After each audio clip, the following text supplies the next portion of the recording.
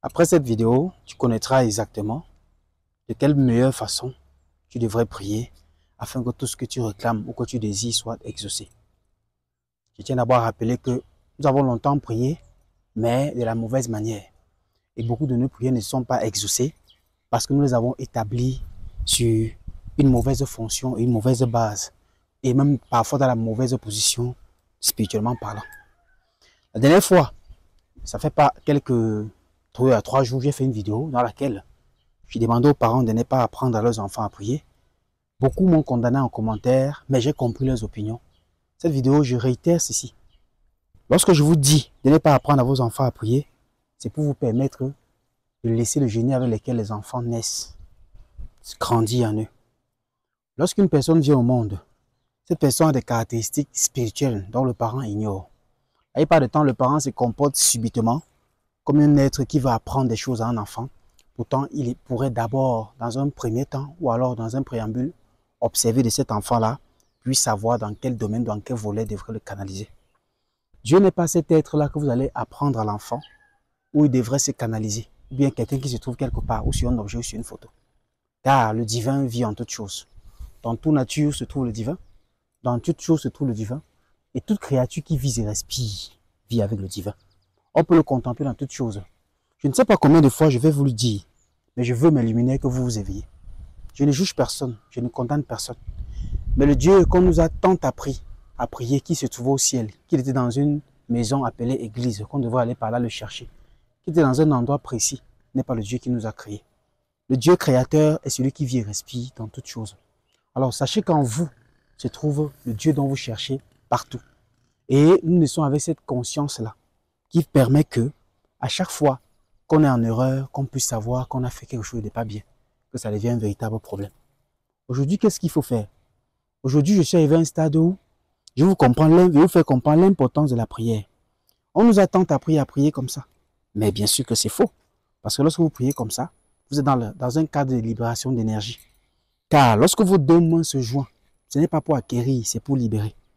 Déjà, je tiens à vous mentionner que une prière n'est pas la mendicité. Donc lorsque vous êtes en train de prier, priez par la déclaration et non pas la mendicité. Et quand je dis la mendicité, c'est pour dire quoi? C'est pour dire que, au lieu de dire, Seigneur, j'ai besoin d'enfants, Seigneur, j'ai besoin d'emploi, Seigneur, j'ai besoin d'un boulot, Seigneur, j'ai besoin d'administration, Seigneur, j'ai besoin de voyager. Vous avez longtemps donc passé votre temps à dire à Dieu que vous n'avez pas d'enfants, vous n'avez pas de boulot, vous n'avez pas de voyage. La prière se fait sur la conviction, sur la déclaration. C'est pour ça que le mot croyant n'existe pas chez nous les spiritualistes. Nous ne croyons pas, nous connaissons, nous savons, nous voyons. Car croire est une incertitude. D'où, dans la prière, vous devez dire, je déclare que j'aurai mon voyage, je déclare que j'aurai mon enfant, je déclare que j'aurai mon boulot. Et lorsque vous faites toutes ces déclarations, maintenant, vous devez mettre les conditions en place pour que cela se concrétise. Lorsque vous déclarez que vous aurez l'enfant, il vous faut déjà avoir un petit copain, il faut déjà être dans un milieu propice, il faut que votre corps soit propre, il faut que vous ayez un nettoyage du ventre, autant de choses. Mais dans la déclaration que vous prenez, vous mettez des principes sur place qui vont permettre à ce que ces prières-là puissent se concrétiser. Ne faites donc jamais l'erreur, au-delà de toute cette déclaration, de prier avec la main qui est fermée. Toute chose qui se mélange ainsi, comme je dis, provient et dégage une énergie. On vous attend endoctriner dans des églises et dans des synagogues à prier de cette façon-ci. Et lorsque vous êtes comme ça, votre énergie se libère et nourrit un égrégore. C'est pour ça qu'on vous a beaucoup insisté à mettre les mains ainsi. Car lorsque vous mettez les mains ainsi, vous mettez à prier. Vous sentez, vous avez une sensation de libération d'énergie, mais vous ne pouvez pas vous en rendre compte. Parce que cela fait en telle sorte que vous sortez de l'énergie et vous déposez en la chose dont vous priez. Par exemple, vous priez un égrégore peut-être appelé Jésus ou je ne sais quoi. À chaque moment que vous faites ceci en le priant, vous lui remplissez d'énergie, vous avez l'impression que tout ce qui s'accomplit dans votre vie est par son être, alors que c'est votre énergie qui a été déversée sur cette chose-là et votre conviction qui a fait que cela se réalise. Je parle là de l'intensité de la spiritualité de la prière. Et vous devez donc comprendre ceci. À chaque fois que vous priez, vous devez être dans la position de recevoir et non de donner. C'est-à-dire la prière se fait de cette façon-ci et non de cette façon-ci. Déjà, toute chose qui se mélange produit quelque chose ou alors donne quelque chose. C'est pour ça que lorsqu'une personne veut te tendre quelque chose, allez voir. La main ouverte, elle est faite pour recevoir, et la main fermée est faite pour donner. D'accord? Lorsque quelqu'un vous donne une chose, la main qui tend est fermée, la main qui prend est ouverte. Alors, ce sont des signes qui parlent. Et lorsque deux choses se ferment ou se joignent, il y a toujours quelque chose que ça donne. C'est d'où même le mélange de l'union entre l'homme et la femme pour donner un enfant. Alors, lorsque vous joignez vos mains, vous ne recevez pas, vous donnez. Donc déjà, de cette façon, ne priez plus. Priez de cette façon pour recevoir. Priez de cette façon pour recevoir. Priez de cette façon pour recevoir. Priez de cette façon pour recevoir. Et plus jamais comme ça. Maintenant, je viens au thème de la prière en disant ceci. Ne jugez pas les gens et ne me jugez non plus pas qui essaient de vous éveiller parce que j'ai certaines connaissances que vous ignorez. Le problème avec les êtres humains, c'est que je remarque aujourd'hui que nous sommes trop orgueilleux pour avouer qu'il est possible que quelqu'un connaisse certaines choses que nous. Surtout quand il s'agit de nous, nos frères.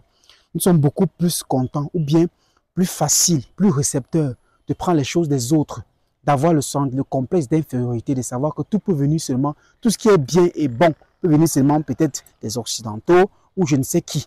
Mais lorsqu'il s'agit de notre propre développement, on se retrouve à se rabaisser. Il faudrait savoir ceci. La connaissance peut s'acquérir n'importe où. On apprend de toutes choses et en toute personne. Même un petit enfant peut t'enseigner quelque chose. Lorsque je viens ici pour vous faire des vidéos, ma page est une page gratuite. Je vous partage des choses gratuites. Je ne vous ai jamais rien demandé. Mon but que je le fais, ce n'est pas pour toi qui regarde cette vidéo pour stigmatiser ou pour commencer à agir avec violence. Non. Je fais des vidéos pour des personnes qui sont vraiment désireuses de l'éveil spirituel, qui veulent réellement s'éveiller et sortir du dogme dans lequel on a été endormi pendant longtemps. Car je suis quelqu'un qui éveille. Et ma mission est d'éveiller le peuple qui est censé me suivre. La prière n'est pas une chose à aller dédier à quelqu'un. Votre prière s'est faite en vous, sur vous. Et votre Dieu, que vous priez, mais pas, le Dieu créateur, c'est quoi? C'est celui qui établit une relation entre toute sa création et lui, le créateur. Donc, relation entre créateur, créature dans la création. Et à chaque fois que vous êtes dans la création, vous contemplez Dieu. Et comme vous êtes une création, ça veut dire que Dieu est en vous. Cherchez plutôt à le connaître. Connectez-vous avec votre intérieur. Car si tu n'arrives pas à te connecter avec toi-même, à savoir fusionner avec toi-même, à savoir te connaître, tu ne sauras jamais d'où tu pourras aller ou quoi que tu pourras faire. C'est la raison pour laquelle j'organise donc directement une très grande conférence qui porte sur ce sujet-là. La conférence que j'organise, c'est pourquoi? J'ai déjà expliqué maintes fois.